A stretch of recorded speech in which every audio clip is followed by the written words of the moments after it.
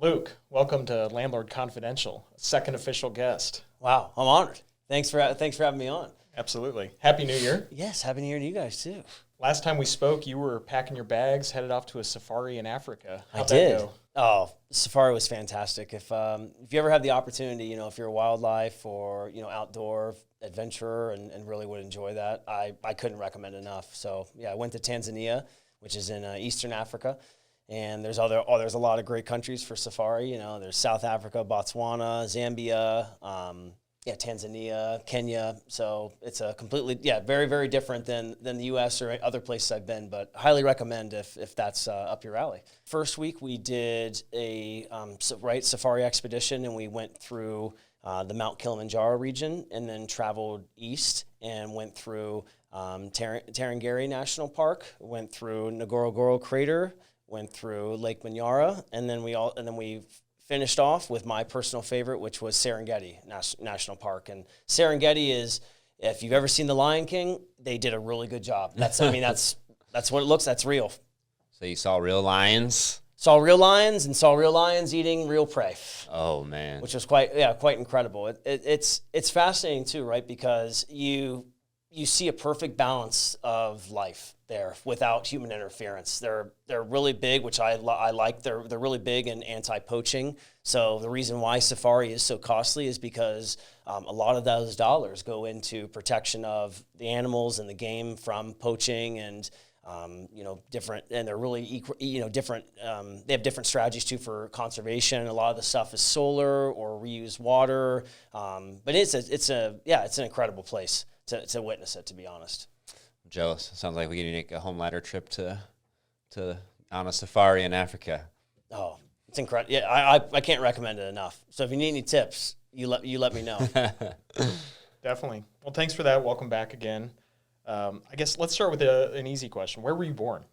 Yeah, great question. So I was born and raised in Columbus, Ohio, in a suburb called Grove City. And loved Ohio, very proud Ohio State fan, and grew up pretty normal Midwest life. I did a lot of extracurricular activities. I was in sports. So I was a soccer player. I was a wrestler. I did Boy Scouts. So I'm actually an Eagle Scout. Not too many people know that. And fun fact, it's like I think 2% of Boy Scouts get their Eagle. So I got it when I was 16, and it's a fun accomplishment. I don't get to. It's funny when you're in it trying to get your Eagle done. They say, "Oh, you're going to put this on all your resumes or your apps for the rest of your life." No, not too many people ask about it. It's an awesome fact to brag about. But it's something that you find valuable when you're on a safari in the Serengeti, right? Oh, 100%. Or just like camping in general. And it's like also exciting to something I'm going to always pass down to my kids, right? It's like, most kids don't know how to lash sticks together or build a fire from scratch, and things that we learned a lot in scouting. Yeah. But yeah, so anyway, grew up in Columbus, and then I kind of was at a crossroads when I was 18. I didn't really want to stay where I grew up, so I ended up going and playing soccer at the University of Toledo, which is on the Michigan and Ohio border. And so was in Toledo from 2009 to 2013. And graduated, and I had a pretty useless degree in my opinion, but I first generation college student, so my parents didn't go to school, so they didn't know exactly what kind of direction to give me. They knew I had to go to college, but I got a history and a political science degree. Okay. I can't really. I mean, you could be a historian, right? I guess I could be a politician at the time. You could be and it's funny. The more you learned about politics, I think the less that interests me, and the less I wanted to go down that route. Really. But yeah, I think I would have rather gotten maybe a business degree or an engineering degree, something I could have been a little more useful. Sure. But still, nonetheless, had a fantastic undergrad experience there, and really thankful for my upbringing in Ohio. Yeah. How did you end up in Arizona? So funny enough, when I graduated college, I knew I didn't want to be in Ohio anymore. So I looked at different areas of where I wanted to live, and I studied abroad in England my junior year. So actually, the dream was to go back and live in Europe, but it's incredibly difficult to actually get a work visa for an American to go over, and vice versa. You see how difficult it is for other citizens, especially from the EU, to get work visas to come here. Anyway, is it difficult to learn the language while you were over there? In England? Yeah. No. No? Yeah. You just yeah. kinda fell right into it, or- Yeah. Okay. Just adjust. Okay. No. England was if anyone has the ability to study abroad when they're in school, I highly recommend it. Yeah. Changed my life. Anyway, so yeah, graduated and was looking for what could I do with this history and political science degree. My buddy was working at a very prominent boarding school in Florida. It's called IMG Academy. It's really well known for producing They work with professional athletes, professional teams, but they also produce quite a bit of collegiate athletes. So they'll recruit all around the nation and the world to go, and those kids go to boarding school there and train at IMG. There was an opening there, and he said, "Why don't you try to apply for it and come down?" And I grew up going to Florida. I knew Florida very well, and yeah, so I applied, ended up getting the job, and moved to Florida. Worked at IMG for 3 years. Loved living in Florida. Loved working at IMG, and then just needed to do something to do something different. So there was no career path, set at the academy. I didn't really love education.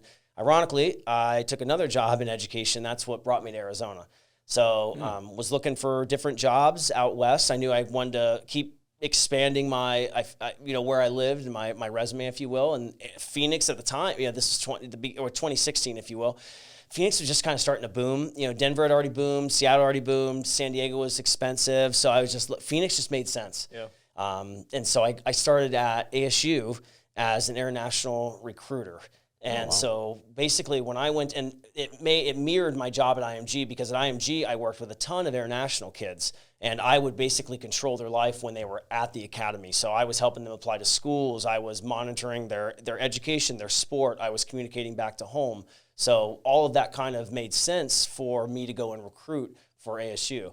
And at the time, you have to fact check me today, but at the time, ASU was the third largest university for international kids. So it just made sense. It was perfect.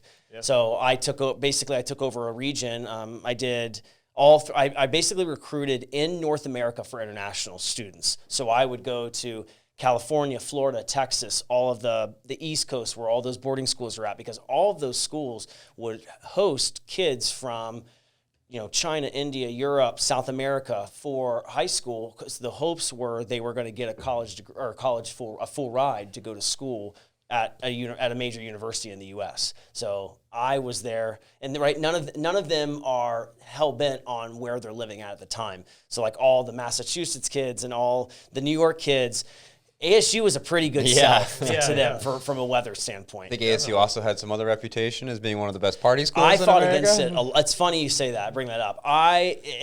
Yes, they did have that reputation for, I don't know, all the way through the 90s and the early 2000s. But when the current president, Michael Crow, came in, he revamped the university substantially. And I'm a big ASU guy myself. Obviously, I'm an ASU alumni myself. There we go. So I'm very proud of what the school is now. I mean, they've grown substantially. They're ranked in business. They're ranked in engineering. They let you know they're number one in sustainability, and so. But they really have grown substantially, and every time I'm in, downtown Tempe, it just keeps booming and booming and growing. So, definitely. And then transition out of international recruitment, I got while I was recruiting for ASU, I got my master's degree there. Because you can get for free tuition while you're employed at ASU. Yep, right? You can get and so I kind of looked at a couple of different avenues. At first, I thought I was going to get my MBA, but at the time, the MBA, even with tuition assistance, it was still $30,000. So I was going to go in the whole $30,000. And, what I looked up about MBAs is, every Tom, Dick, and Harry has an MBA typically. And it's like you could have it from, a no-name university or wherever. But typically you had to have an MBA. If your MBA was relevant, it probably came from like a top 30 business school. Right. And ASU wasn't really there at the time. They're top 50, but so it's like I was going to go $30,000 in the hole and I had no tangible business experience per se. And it's like, could I make that $30,000 up in my career? I could have, sure, but I just didn't seem like the return on investment was there. The free degree for me was a master's in higher education and basically administration and development. So if you want to keep advancing your career in higher ed, you have to have either a masterate or a PhD or doctorate degree, a higher level degree. So at the time I was going to make a career in higher ed. So that's where I was headed, so anyway, I got my master's degree in higher education administration, from Mary Lou Fulton. And afterwards, I actually got into development or fundraising for ASU. So I loved recruiting, and I actually got picked up by the ASU Foundation after I graduated, and that's what I did for I worked at ASU total 5 years. That's what I did my last 2 years, and I was pretty good at it. Yeah. I was recruiting for the first 2.5 years, and then transitioned to fundraising. And I was in loved fundraising. Did it, was pretty successful in it. Did it for 2.5 years, and then COVID hit, and it's really hard to generate money in when you have a pandemic going on. And so it had me reset a little bit about my career choices. And so ever since we've known you, you've been at X2 Mortgage. What caused that pivot? Was it purely COVID, or what interested you in real estate finance? I think a little bit of both. I think COVID shined light, and I think it scared a lot of people of what we were going to do for job stability. But I also saw what I was making. I was a salary, and I had a good salary at ASU, great benefits. But I was also very good at my craft, at sales and connecting with people and building relationships. And I had many people in my sphere and my family members push me to say, Luke, you really should do sales. Like, we think you would crush it. And so I looked at all kinds of different avenues. I looked at, financial advising, planning, insurance, tech sales, medical. I went through the gambit, and I'd always have interest in real estate. So kind of looked down the avenue of being, a realtor. A realtor wasn't my fit, but mortgages was a really good fit for me. And so when I started my mortgage career, I was actually at Academy Mortgage, which is a bank. And Academy Mortgage is a great company to work for. I've had great experiences there, great training. And then, kind of when I got really good at what I did, and I became a little bit of an expert in mortgages, I just kind of saw behind the curtain and saw that I could, transition to a better position from a lending standpoint for my clients and relations. And that was to become and be a broker with X2 and be completely independent and not just work for one bank, work for multiple. Yeah.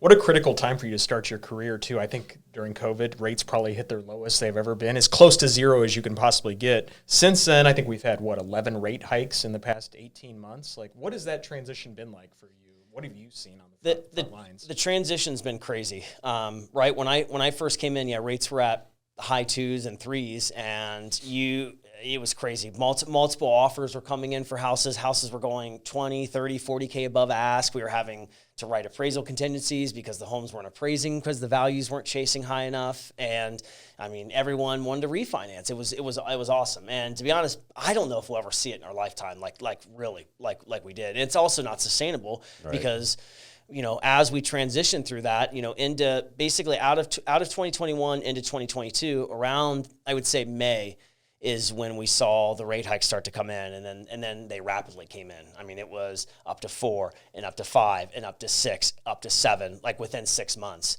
And the market fell on its face, to be honest, for everybody. I think deals just stopped coming in. Deals just stopped coming in. Phones, stopped ringing. Homes sat vacant, not being sold. First-time home buyers completely exit the market. Yeah. And then, as we kind of transition through it, I feel like the last even 12 months, we've really bottlenecked the market because the higher rates prevent those folks that are in, even if you bought a refinance during that boom, if you will, it created almost, like I said, a bottleneck in the pipeline because eventually you're going to sell and maybe move on to another home. But if you can't go from a 2 or a 3 up to a 7 or an 8, right? The payment is a $1,500 difference, and you didn't see a $1,500 bump in your salary. Yeah. So a month, so that's the real hard part of where we're at now, and we have some home affordability issue. Yeah. So that's what I've witnessed in during this transition. Yeah. So you're obviously a super personable guy. You've reinvented yourself multiple times, changed career paths here, and it's worked out great for you. What are you doing now to adapt to this higher interest rate environment? I think you get creative in helping on problem solving. So how I've adapted, right, is you go after, from a business standpoint, I go after more than what most LOs would have their bread and butter with. So, for example, most LOs, they're going to go after a lot of the refinance. So they could be at like a call center or a refinance shop is what we call them too, where they're just sending out mailers or advertisement, and they're just targeting people hoping to do cash out refinances or rate and terms. Some focus on just purchase, and a lot of them will kind of concentrate themselves in the residential space, right? They'll only be able to do, kind of their bread and butter stuff versus, as a broker, we have the ability to do literally any loan out there. So this last year, I opened up myself to more commercial lending. And, how does that work? Well, you go and you start to shake hands with the branch managers of Chase's, of U.S. banks, of MidFirst Credit Union, of SunWest, and start developing these relationships with banks. And the reason being is because, in the residential space, if people aren't buying, people aren't buying. But in the commercial space, people were still doing transactions. So when you start to expose yourself and expand, your list of products and loans that you can offer people, you're going to be more of an asset to everyone, to your clientele and everyone that you work with. Because if you can only do residential, then you're kind of just stuck in this lane versus, as a broker, you can, I can do DSCR, I can do conventional, I can do any kind of non-QM, I can do hard money, I can do anything commercial. I have 12 different banks. For any kind of loan that you can think of, I have a lane that we can take it to, which is very different from a lot of lenders. Or if you went to a bank, they're only going to do their bread and butter stuff, which is typical like VA, FHA, conventional. Versus you call me, I have a lender for that. Which I felt has really expanded my business during a down market. That's great advice. Obviously, lenders across the country are going through the same thing right now. So having that amazing utility belt to pull from, that's great advice. Well, yeah, you have to be a multi-tool, right? Because you just have to be able to expand yourself and open yourself up for more avenues for business. Yeah. As rates have gone up, what have you seen in terms of underwriting standards? How have those changed? Rates do not dictate so much underwriting standards. I think how we move through time, I speak specifically to Fannie and Freddie because those are going to be who we get updates, constantly from. But we've just seen tighter guidelines throughout lending, and I think we just will continue to see that. Loopholes that were taken advantage of years ago are not there. Other products come out, like I'll give you an example. A product that just came out that was only specifically an FHA product for the longest time is if you wanted to, live in it's a house hacking tool, but if you wanted to live like in a duplex, a triplex, or a quad, a lot of people would use the FHA loan for that, right? Because you would go and put 3.5% down on the purchase price, and then you would have an investment property at that point and have 2 other units that you could rent out. And that was only, an FHA product at the time. Right. And just this November, they launched a Fannie and Freddie product that allows you to put 5% down and do the exact same thing for multi-unit places. So they come out, they do come out with other products that change the landscape, but give you another a guideline that has gotten tightened up is occupancy now, right? 3-4 years ago, occupancy was kind of glazed over, if you will. You could write some LOEs and get some documentation that, wasn't so strict on if somebody that was their primary or their secondary or investment. But, the booming market of Airbnbs and investment properties, and you guys know very, very well too, it's like that's probably taken off substantially the last 4 or 5 years. Yeah. So more and more mortgages are trying to be financed that way as second or as a primary, but then underwriting has gotten cracked down substantially on, no, is this actually your primary? Is it okay? If it is for a longest time for second homes, we only had to put 10% down and you barely had a pricing hit, but everyone caught on to what people were doing, right? Oh, it's my second home here. We'll put 10% down. No. The cash flows like crazy, right? And they would get almost a similar rate as a primary. Right. So that's changed drastically now. So now it's, you still have what we call LLPAs for loan level price adjustments for second homes. They're treated just like investments now. Mm-hmm. You got to have 20% down in second homes. So like these kind of things change. That doesn't really necessarily have to do with rates, but I just think underwriting guidelines, they get tightened as they learn how the market shifts, right? Yeah. There's a lot of excitement in the market at the end of 2023 with, they're going to cut rates early in 2024. Like, what are your predictions for rates in 24? What are we going to see? I think that we always have to look at it by 30 to 60 day cycles. I mean, if you listen to anyone and they tell you what's going to happen, at the end of the year or anything, it's all speculations, right? If we had a crystal ball, all of us would not be sitting here shooting a podcast. We'd be in our mansion watching the market, and making, real quick moves to make quick money. But, we don't. What I will say is it's all going to be based around inflation, right? It's dropping inflation and different jobs reports are coming in with different data. This last data report that came in speculated that we were going to have, 3 to 4 rate drops through the year. And it still is that point, but we just don't know when. So beginning of January, it was, I think March is going to happen. Now towards the end of January, now they're kicking it down the road. Maybe May is going to happen. But I think the Fed does know the higher rate are not sustainable, but we had to cut our spending in general as a country. So I do believe that they're going to come down. I would imagine that they're going to come down into the low sixes, maybe some high fives, depending on your purchase or refinance scenario. But the reality is you can't cut rates that quickly. A lot of people are like, oh, I just can't wait for them to go into the 5s and the 4s. But the reality is the market cannot support that. We still have inventory issues. I can't speak across the country, but I can tell you in the Phoenix market, we have massive inventory issues. So if you just drop, there's a statistic, right? If you drop a rate by a half a point, you're going to let thousands of home buyers back into the market. And people want to buy. If you talk to people want to buy and get into the market. So you can't drop rates too quickly where you wipe your inventory out. And we're going to have this. And then we have, homes going for way above ask again and a depleted market. And we're not in a sustainable or healthy place. So my prediction is, yes, we will see I do believe we will see rate drops. We have to.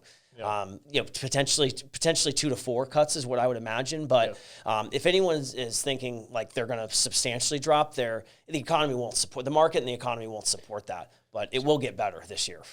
So in this high interest rate environment, obviously having inventory issues, not enough inventory out there, home builders seem to have the clear advantage right now. Walk us through what you're seeing out there. They do. Builders are still doing well. And I think because they have they control both sides of their house, right, their business. So most builders are going to have a lending arm that they have ownership interest in, and they're going to control their cost a little bit, because if they beef up their home prices, they can eat that on the back end from a lending standpoint, right? A lot of them offer substantial lending credits and also rates that most brokers or banks can't touch. And the reason is because it's their money. They're going to set what the rate is going to be on, and they control it, right? So they can take a lower interest rate that's above or that's below the market, because maybe they're getting 30, 40, 50K for their home that they're selling, that they've already priced into their cost. So builders are for sure going to be more advantageous from an affordability standpoint than buying a used home, and just simply because they're going to have more control on their ability to finance the home.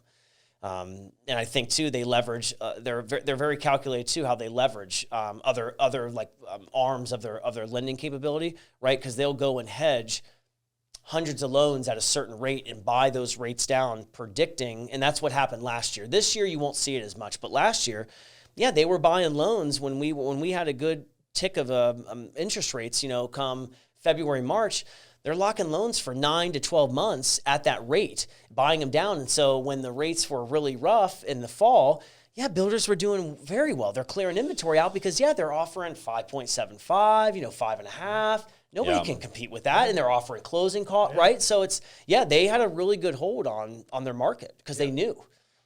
And with limited resupply inventory, right? They had a captive audience.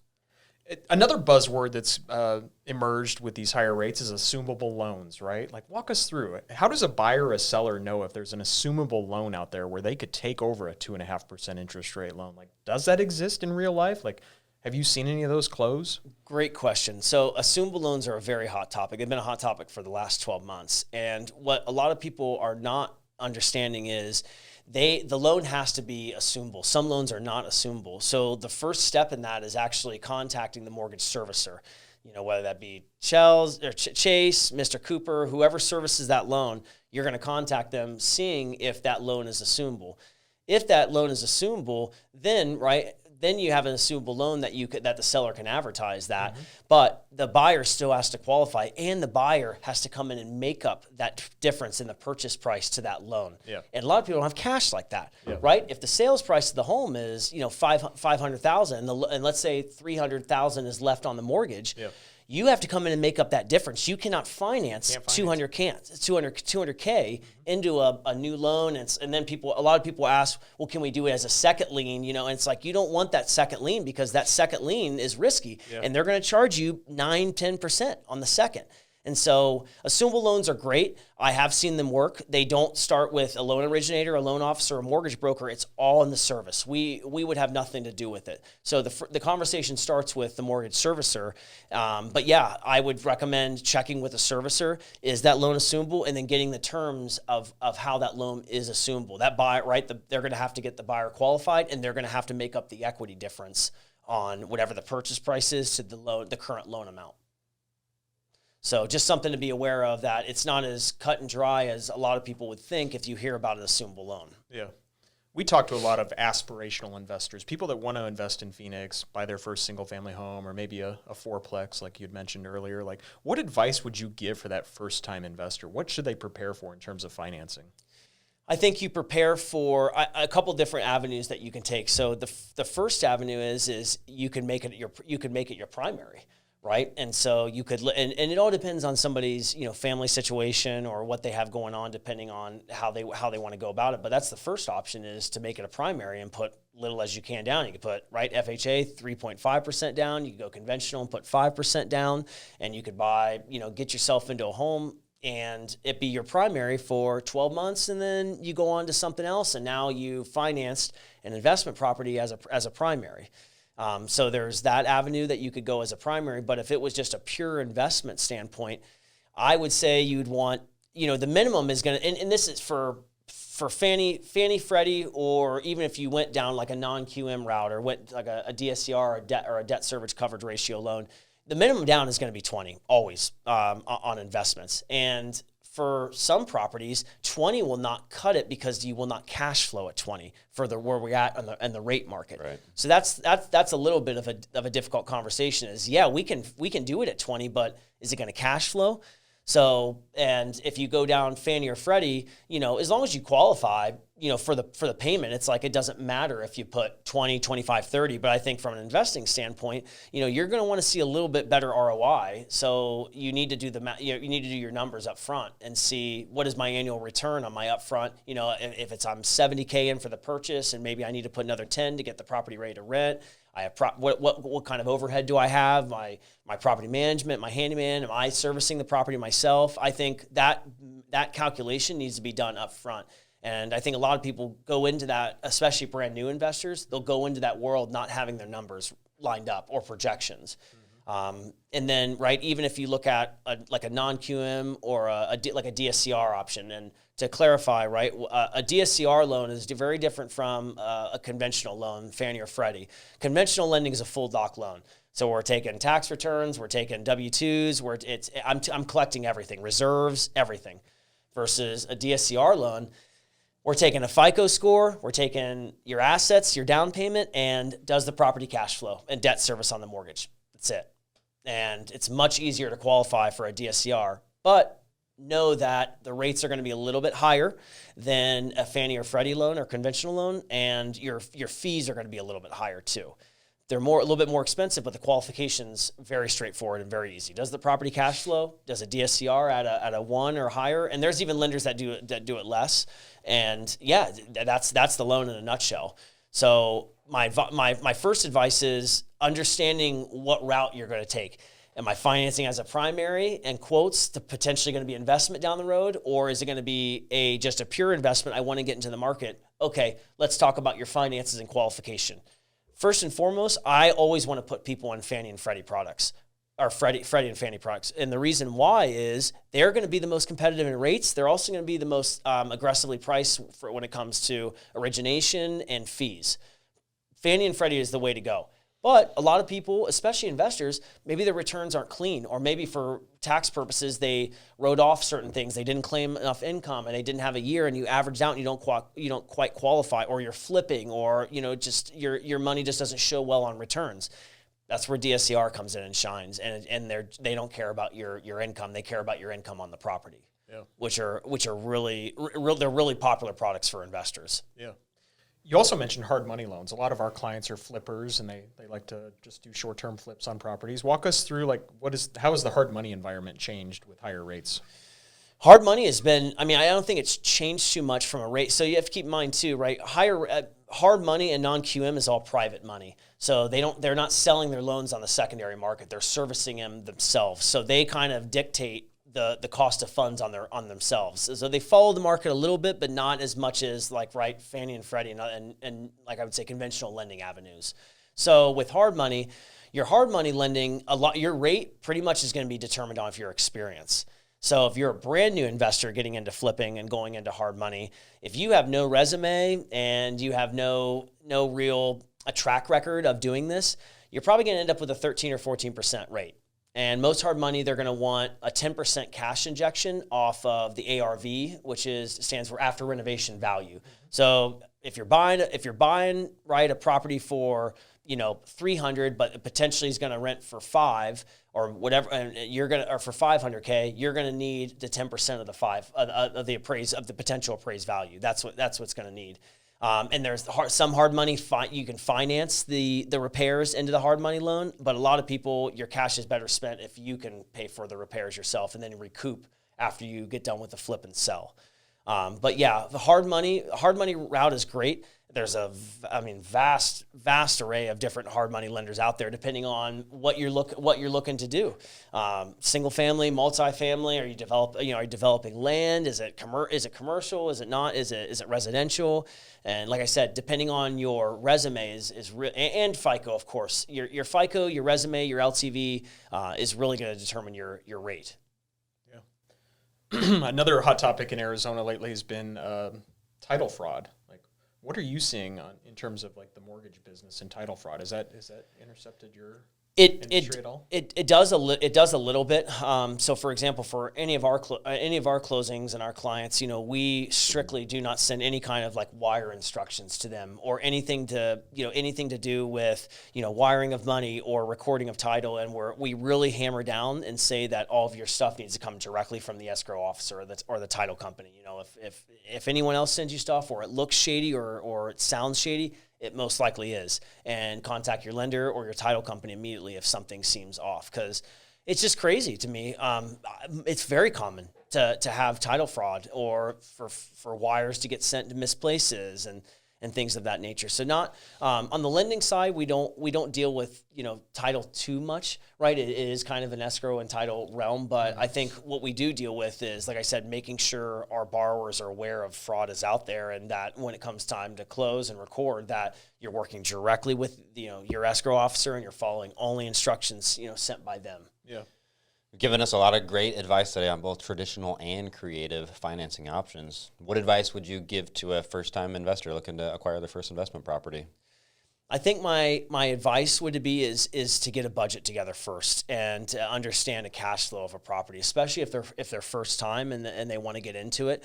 I think you really need to build an Excel spreadsheet, and there's tons of resources online. They can contact me and I can give them a guide too. But you really, like I said, your biggest thing is what is going to be your annual ROI and how long are you going to hold the property for, right? Or understanding, am I going to short-term rental it? Am I going to long-term rental it? Understanding those costs. Okay, if you do the short-term route, have you done the air DNA research? How saturated is the market? What is the rate going for? How are you going to price it? What systems are you going to use? Are you going to run it yourself? Do you have a company run it yourself?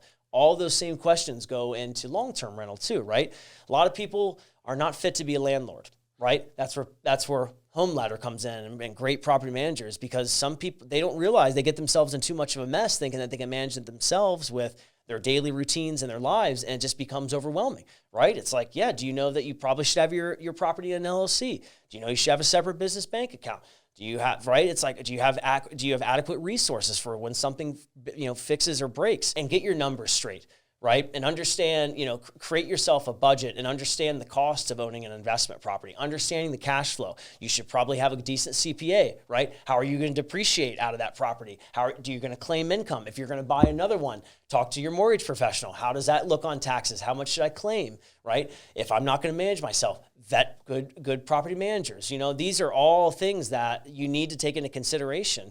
And then, right, you should have a great realtor too, because the realtor is going to send you properties that you can after you've done all your homework and you have your numbers. You should be able to plug properties into that spreadsheet or that formula, and it should tell you the cash flow, right? And it should tell you the ROI. You should be able to have a system that, okay, if I put this much down and I generate this much cash flow a month, you should be able to go right to your spreadsheet or right to your numbers and see, does that property make sense, right? That's how you make decisions on properties. It shouldn't be emotional or, it looks nice or it's in a great area. No, it's what the numbers don't lie, especially on investments. So that would be my biggest point of advice is especially coming from a mortgage perspective and finance perspective, have your numbers dialed in. Yeah, that's great advice, Luke.